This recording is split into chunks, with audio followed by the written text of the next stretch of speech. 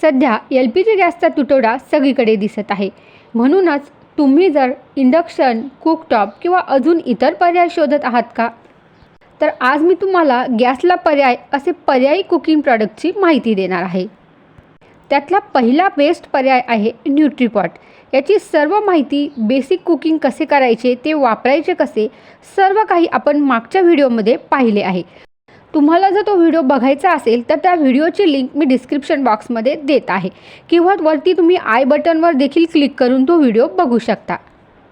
आणि आज आपण जाणून घेणार आहोत सेकंड ऑप्शन, ते म्हणजे इंडक्शन इन्फ्रारेड कुकटॉप. तर हाय हॅलो नमस्कार, तुमचे सर्वांचे माझ्या चॅनलमध्ये खूप खूप स्वागत आहे.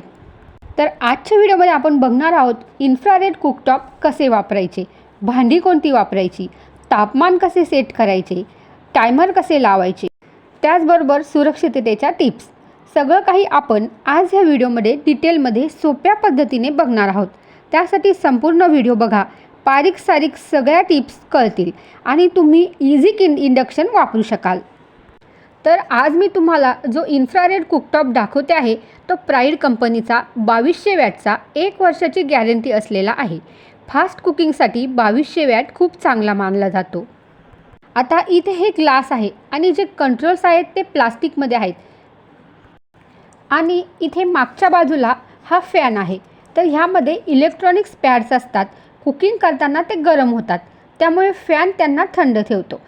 त्यामुळे सर्वात महत्त्वाची आणि पहिली इम्पॉर्टंट टीप म्हणजे केव्हाही कुकिंग कंप्लीट झाल्यानंतर इंडक्शन डायरेक्ट स्विच ऑफ करू नका. पहिल्यांदा ऑन ऑफ बटनने ते ऑफ करा. त्यामुळे फॅन चालू राहतो आणि हा फॅन कॉईल थंड करण्यास मदत करतो. जोपर्यंत फॅन चालू आहे तोपर्यंत स्विच ऑफ करू नका.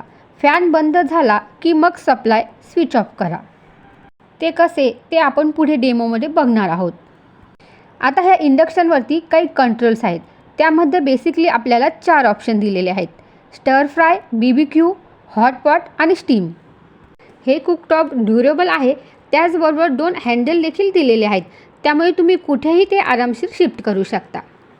आता कुकटॉपचे आपण सर्व फंक्शन्स बघूया आणि ते कसे वापरायचे तेही बघूया. तर सर्वात प्रथम मी प्लग लावून स्विच ऑन केलेला आहे. तुम्ही बघू शकता स्विच ऑन झालेला आहे. आता आपण डेमोसाठी चहा बनवणार आहोत. स्विच ऑन केल्यानंतर सर्वात प्रथम इथे ऑन ऑफचं जे बटन दिलेलं आहे तिथून आपल्याला ऑन करायचं आहे. तुम्ही बघू शकता स्क्रीनवरती ऑन दाखवता आहे. त्यानंतर इथे मी सूपवरती क्लिक केलेलं आहे. तुम्ही बघू शकता सर्वात जास्त वॅट 2200 वॅट प्रथम आपले ऑन झालेलं आहे. इथे बाकीचे देखील फंक्शन्स दिलेले आहेत, तेही आपण बघूयात.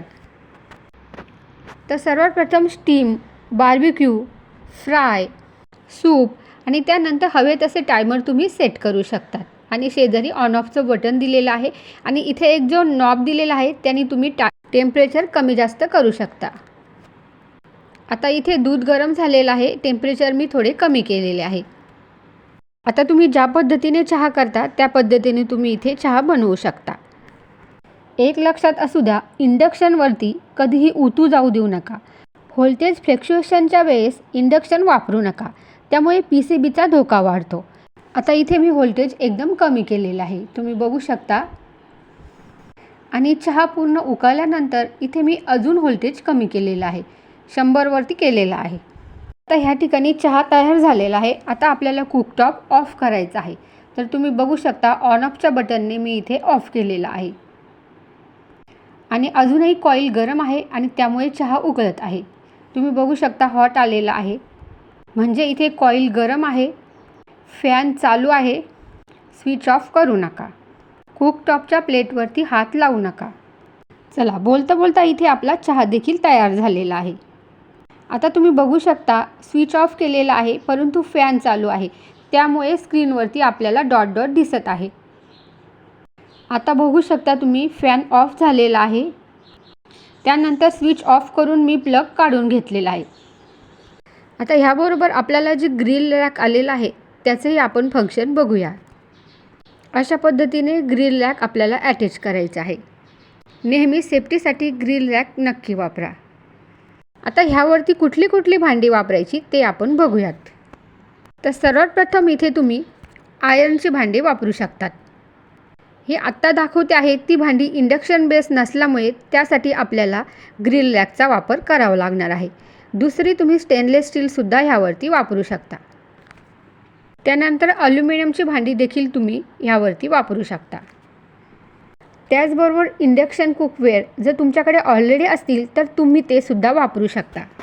त्याचबरोबर मातीची भांडे, नॉनस्टिक ह्या सगळ्या प्रकारची भांडी तुम्ही ह्यावरती वापरू शकता. आता ग्रिल रॅक काढून आपण ह्यावरती कोणते भांडे वापरता येतील ते बघूया. आता थोडे फ्लॅट असलेले भांडे मी ह्यावरती वापरत आहे. इथे लोखंडी पॅन देखील आपण वापरू शकतो. ह्या कुकटॉपवरती तुम्ही पोळ्यासुद्धा करू शकता. इथे नॉनस्टिक तवा मी ठेवलेला आहे. नॉनस्टिक तवासुद्धा तुम्ही वापरू शकता.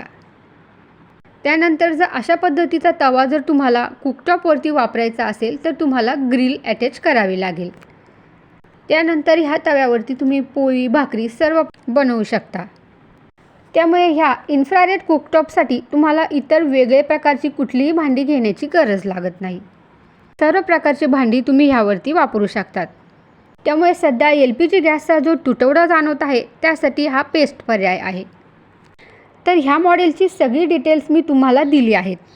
बेसिक सर्व माहिती तुम्हाला मिळाली असेल. त्या व्यतिरिक्त तुमचे कुठलेही प्रश्न असतील तर कमेंट करून नक्की सांगा.